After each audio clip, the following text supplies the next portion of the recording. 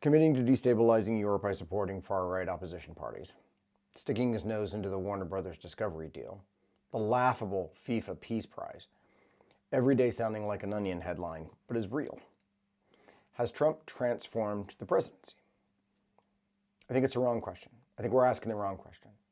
Hey folks, I'm Tad Sturmer. I'm a scholar of the American founding and resistance history at the University of Southern Denmark and the author of Resistance History of the United States. I don't think Trump has transformed the presidency. I think he's just showing us what was always there. The office was built by white Protestant men who understood that controlling federal power meant controlling federal resources. It's part of the point of consolidating all of that power into one place. And the Constitution didn't actually prevent the presidency from becoming a personal enrichment vehicle. It just assumed that social pressure, political costs would keep worst impulses in check. That's not a structural limit. That's a gentleman's agreement. But gentlemen's agreements only bind gentlemen. We don't have those anymore. If we ever did, outside of a Jane Austen novel. But the Anti-Federalists told us all of this. They told us exactly what would happen. And we've spent 2.5 centuries pretending they didn't. Cato warned the president would have powers the King of Britain has not. Patrick Henry called the presidency an awful squinting towards monarchy. Brutus, another anti-federalist writer, predicted that the vague grant of executive power would expand without limit, that the commander-in-chief authority, unchecked by meaningful legislative constraint, would make the president more dangerous than any British king. And here's the thing about the king at the time. He couldn't pardon himself. He couldn't just refuse to enforce laws he didn't like. He faced parliament that had spent centuries clawing back royal prerogative. The last time a British monarch vetoed a bill passed by parliament was in the early 1700s, and that was creating a postal system. The American president, no such luck. All kinds of authority that a British monarch hadn't had and hadn't exercised in more than a century by the time they wrote the Constitution. The Anti-Federalists, the resistance to the nationalists who created this mess, lost that argument. Got us the Bill of Rights, but lost the argument. We were told the system had sufficient checks and balances. Ambition would counteract ambition. Separation of powers would prevent tyranny. Madison had it all figured out. But every anti-federalist warning has proven prophetic. Every single one. The executive accumulated exactly the unchecked authority they predicted. The legislative check has collapsed into partisan loyalty. The judicial check has become an accelerant. And the pardon power, which Hamilton swore would be used sparingly and wisely, has turned into a get-out-of-jail-free card for cronies and co-conspirators. But sure, founding genius. Look. What's happening now isn't constitutional crisis. Don't let people drag you into that empty discussion. It's constitutional function. There's nothing in Article 2 that stops a president from using the office to enrich himself. Nothing that stops him from aligning foreign policy with a hostile power's interests, because those interests serve his personal benefit. Nothing that stops him from treating Gaza as a real estate opportunity, Ukraine as a bargaining chip, the Treasury as a slush fund. The $230 million restitution scheme, that's the system working exactly as designed, which is to say, without meaningful constraints on executive self-dealing. Yeah, previous presidents benefited from the office.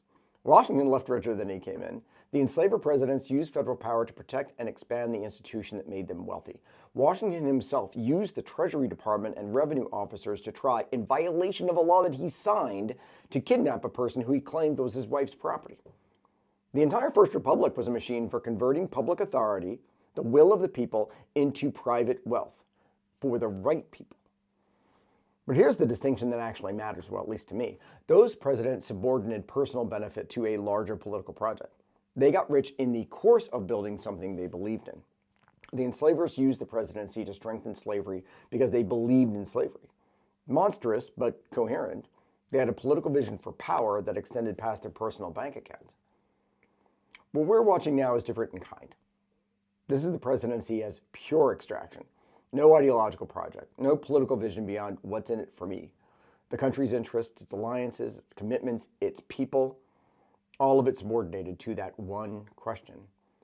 Carrying Russia's water on Ukraine or everything else isn't ideological. Trump doesn't have an ideology. He has interests. He has ego. It's about what Putin can provide that the United States can't. Every foreign policy decision is a transaction now. Who pays more? Not Europe, then Europe must bend. The presidency is business opportunity. That's it. That's the whole thing. So does this transform future presidents? Probably, yeah. Not because Trump is uniquely corrupting. He's not that special. He's not that smart. but because he's demonstrated that the constraints everyone assumed existed don't actually exist. The norms, the expectations, the traditions, all of it, unenforceable, conditional, circumstantial. The Constitution provides no remedy for a president who treats the office as a profit center. Congress won't check executive corruption. The courts are enabling it. The next ambitious sociopath watching this has already learned the lesson. The presidency is the biggest jackpot in American life, and nothing stops you from cashing out once you're in. Once you've shown something is possible, you've made it probable. Could structural reform change this? Sure. Constitutional constraints on self-dealing, criminal liability that survive the term, enforceable emoluments provisions, independent enforcement mechanisms outside executive control, statutory reform restoring meaningful legislative checks. But we will never make those changes. Not because they're impossible, they're not, but because American political culture won't allow it. Americans don't treat the Constitution as a political document. We treat it as sacred scripture. The founders are historical actors who made choices, some smart, some catastrophic, under specific 18th century conditions that no longer apply. No, they're prophets who received timeless truths. The Constitution isn't a flawed instrument drafted by compromising politicians in a Philadelphia summer. It's a covenant handed down by demigods. The mythology makes structural reform almost impossible. You can't fix what you're forbidden to criticize. Every conversation about constitutional inadequacy, and I get this lesson taught to me every day, it hits the brick wall of founding reverence. Point out that the Anti-Federalists were right about executive power, you're attacking the founders. Point out that the document was designed to protect exclusionary power, including human property, you're ungrateful for your freedoms. Point out that 18th century men couldn't anticipate 21st century problems, blasphemy, secular blasphemy against the national religion. The Constitution's mythology protects its dysfunction. That's not an accident.